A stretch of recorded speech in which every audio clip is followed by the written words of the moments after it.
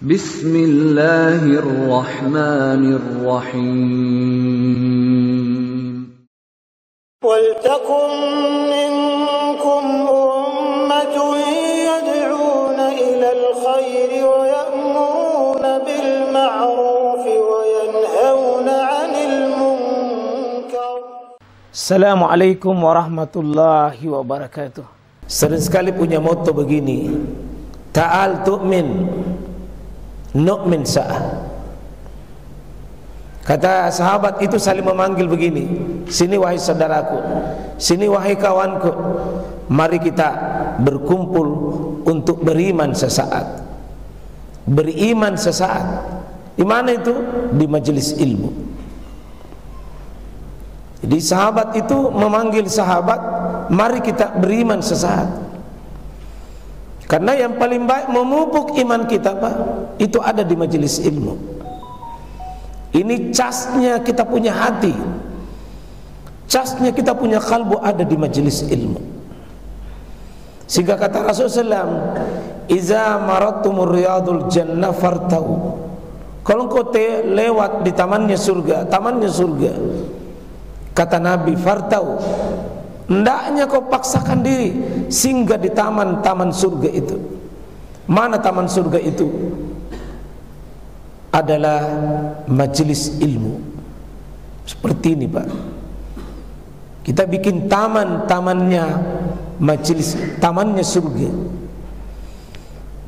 Karena itu Rasulullah SAW mengumumkan sebuah pengumuman sangat dahsyat, "May yuridillahu bihi khaira yufaqihu fid din."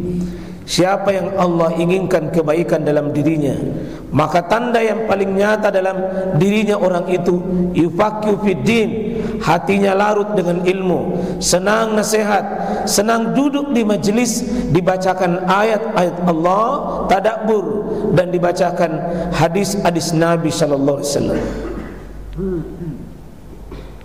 Itu kalau ada orang, Pak, mau jadi baik, ciri-cirinya belajar.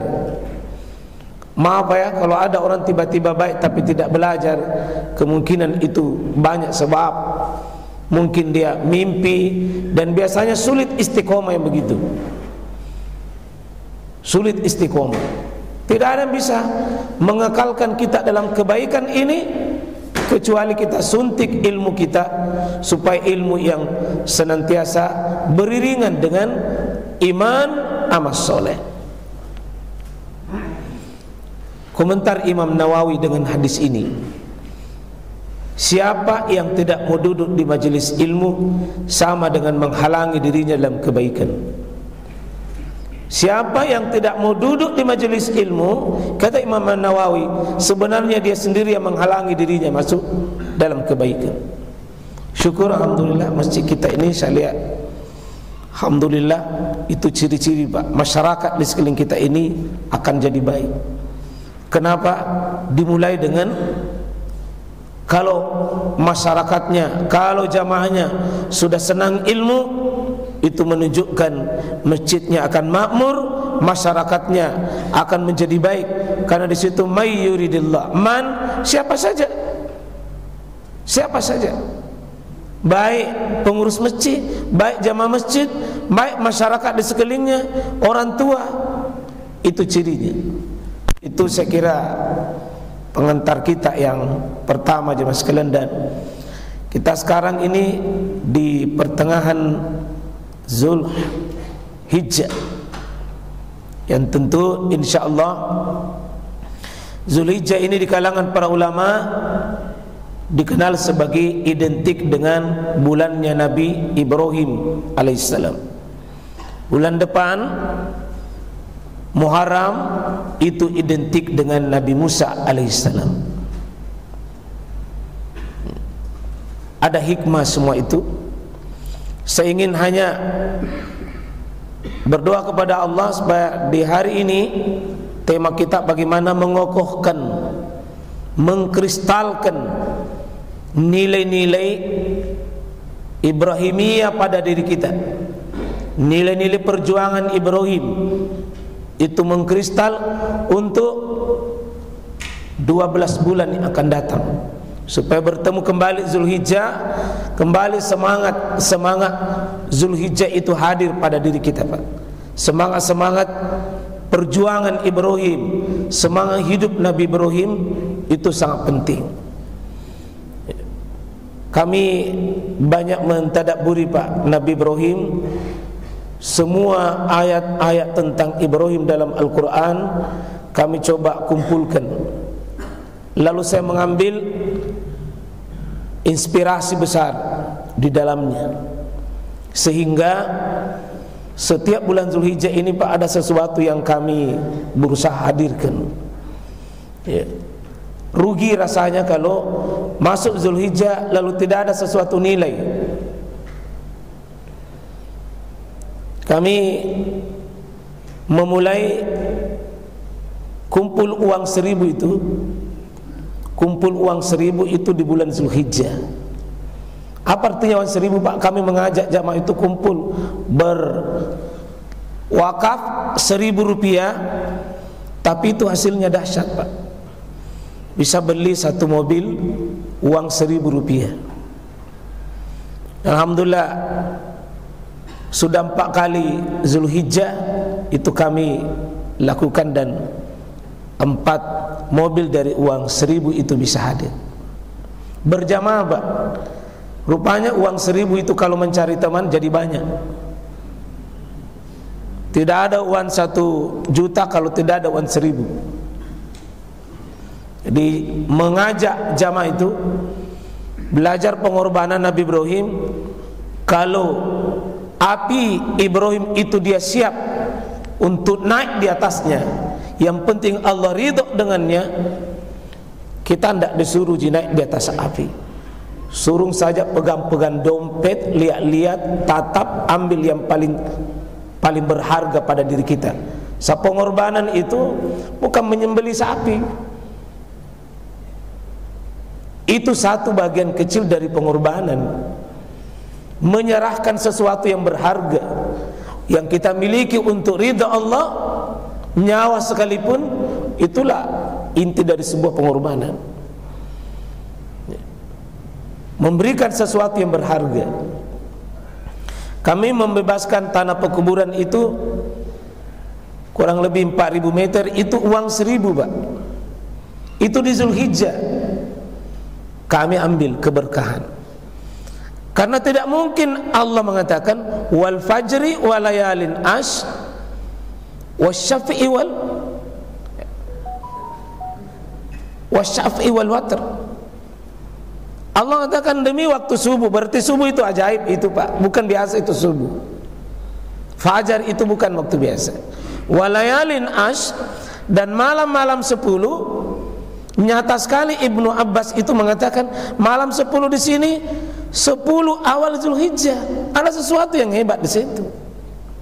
Sampai Abdullah Ibnu Abbas sendiri yang ditulis oleh Imam Bukhari di kitab sahihnya, Imam Abu Daud, At-Tirmizi itu di sunannya, Imam Ahmad di kitab musnadnya, sama-sama ini mengambil hadis. Ma min ayamin al-amalus solihu fiha ahabbu ilallah. Tidak mungkin hadis ini mengatakan tidak ada hari yang paling baik melebihi ayyam al-ashr itu 1 sampai 10 Zulhijjah. Itu hebat itu Zulhijjah. Bagaimana itu mengkristal dalam diri kita. Dan itu muaranya nanti pasti kita belajar kepada manusia yang Allah abadikan namanya, itulah Ibrahim alaihissalam.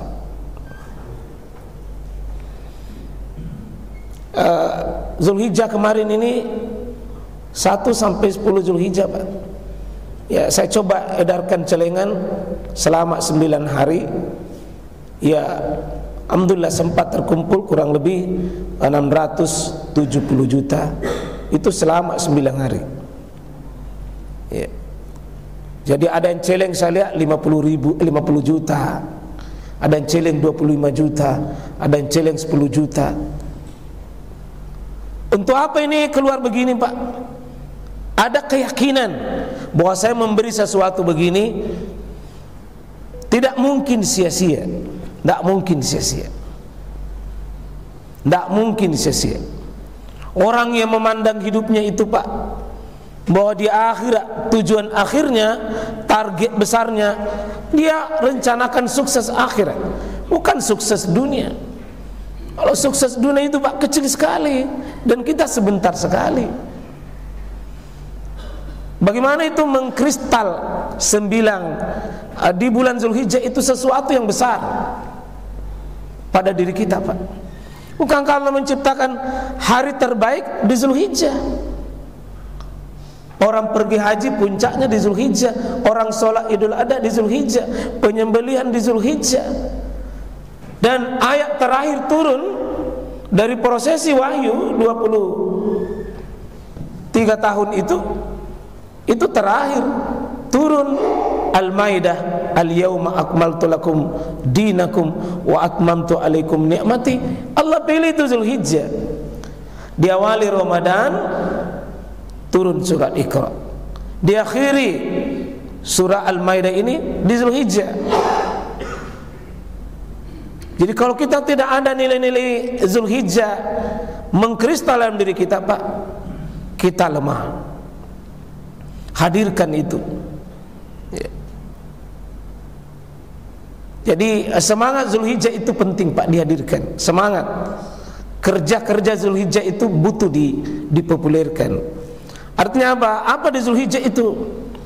Ada sosok manusia yang Allah abadikan, namanya paling banyak dalam Al-Quran sesudah Nabi Musa alaihissalam. Doa paling banyak dalam Al-Quran doanya Nabi Ibrahim alaihissalam. Bahkan ketika kita sholat, tidak sempurna sholat kita kalau kita tidak sebut namanya Ibrahim.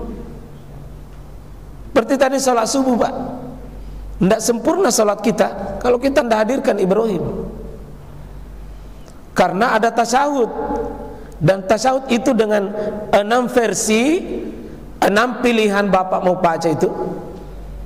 Apakah ada tasyahudnya Abdullah bin Mas'ud, tasyahudnya Abu Musa, tasyahudnya Ibnu Umar, tasyahudnya Abu Bakar, dan tasyahudnya Aisyah. 6 ini tasyahud. Semua ada lanjutannya. Allahumma sholli ala Muhammad wa ala ali Muhammad kama shallaita ala Ibrahim wa ali Ibrahim wa barik ala Muhammad wa ala ali Muhammad kama barakta ala Ibrahim wa ali Ibrahim innaka Hamidum Majid. Saya mau maaf Pak, karena saya lihat sebagian ada orang cepat sekali salam kalau cuma 2 rakaat. Ada tasyahud seperti kita ucapkan asyhadu anna Muhammadan abduhu wa rasuluh, itu Abdullah bin Mas'ud. Asyhadu anna Muhammadan Rasulullah, Abdullah bin Abbas. Tapi semua tasyahud ini pasti diikuti salawat. Tidak ada tasyahud Pak tanpa salawat. Mesti baca ke salawat. Salawat ini ada 2. Yang minim Muhammad diangkat, yang lengkap sempurna sebut Ibrahim.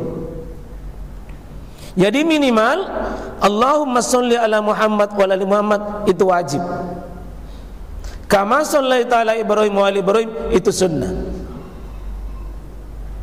Jadi kalau ada imam cepat sekali berdiri, rakaat ketiga keempat cepat, kita boleh baca sepotong yang wajib Muhammad, tapi yang sunnah Ibrahim itu kalau kita jadi imam kita baca Pak. Bagus, semangatnya tinggi. Setiap kita sholat Ibrahim, setiap kita sholat Ibrahim, setiap kita sholat Ibrahim, karena Allah mengatakan qad kanat lakum uswatun hasanah fi Ibrahim. Sungguh ada contoh hidup yang terbaik, ada uswah hasanah. Pada siapa? Allah katakan fi Ibrahim, pada dirinya manusia Ibrahim itu. Allah pilih Pak. Di surah 60 di ayat 4 itu ada contoh terbaik, gaya hidup terbaik yang telah diperagakan manusia ini. Allah akui Pak, Nabi Ibrahim alaihissalam. Jadi kalau kita membaca Allahumma sholli ala Muhammad wa ala Muhammad kama shallaita ala Ibrahim, itu semangat kita hadir. Lalu contoh apa? Allah Subhanahu wa taala sebutkan, wa izibtala Ibrahim rabbuhu bikalimatin fa'atammahun. Ibrahim itu manusia tegar, manusia teguh. Dia masuk kelompok ulul azmi. Kesabarannya tingkat tinggi, Pak.